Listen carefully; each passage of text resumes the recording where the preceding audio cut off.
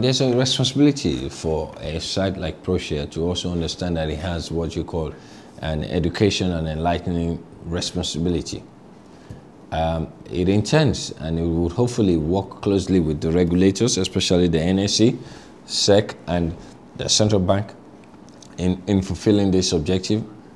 But then it is based on the recognition that the market does not suffer fools gladly. What do I mean by that?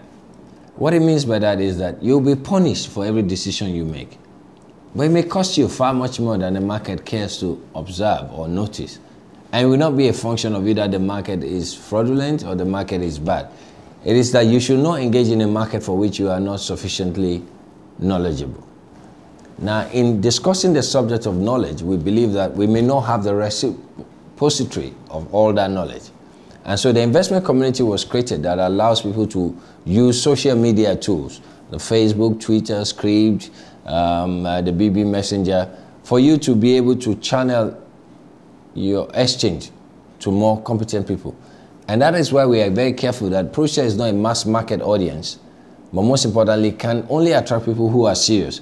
So if you were to put your Facebook page, for example, and by the way, the website is still an ongoing process. Even though we launched on September 1, we believe there is still some work to be done. You can therefore say, oh, I want to link up with Femi's portfolio. And then let me track what he's doing so I can gain some experience.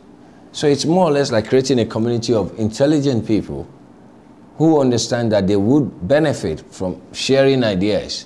And so we create a portal where people can exchange different viewpoints and ideas and conversations around the market.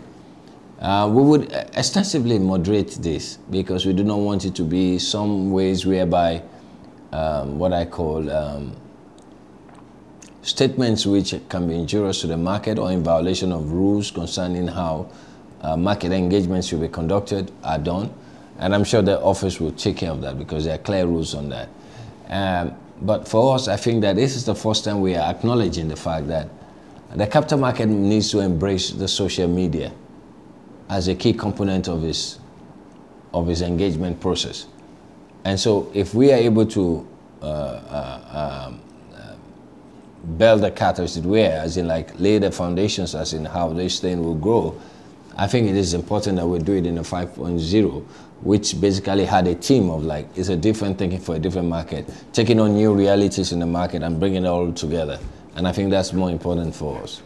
The capital markets embracing the social media, are there no rules like blocking the capital markets from getting involved in social media? No, there are standard liability issues.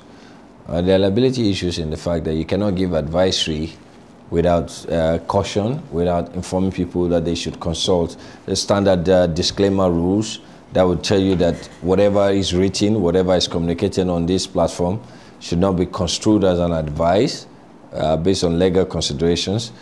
But these are new developments for which the market has not had the opportunity of engaging in or actually thinking through. And we're hoping that this whole process will give us an opportunity to know what the positives are, what the negatives are, and how the market should seek to embrace this thing in terms of communication. For example, I give it to you. If I were to send if I were a stockbroker, if I were to send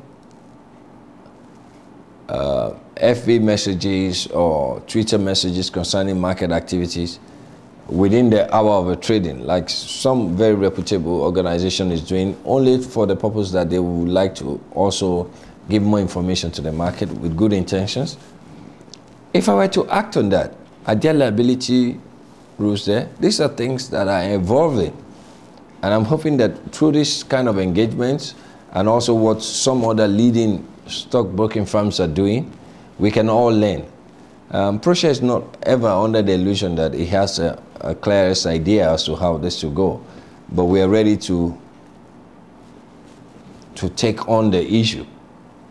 And hopefully we can learn from other people, and the market can also learn in a way in which we can get better and then understand. And so the investment public would therefore know that, or if I see anything on Facebook, if I see anything on Twitter, these are the limitations to which I can use it, or this is to the extent I can use that information.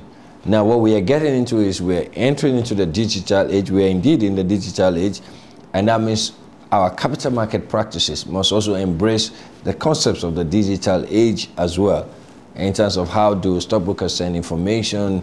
Would an email be acceptable as an instruction?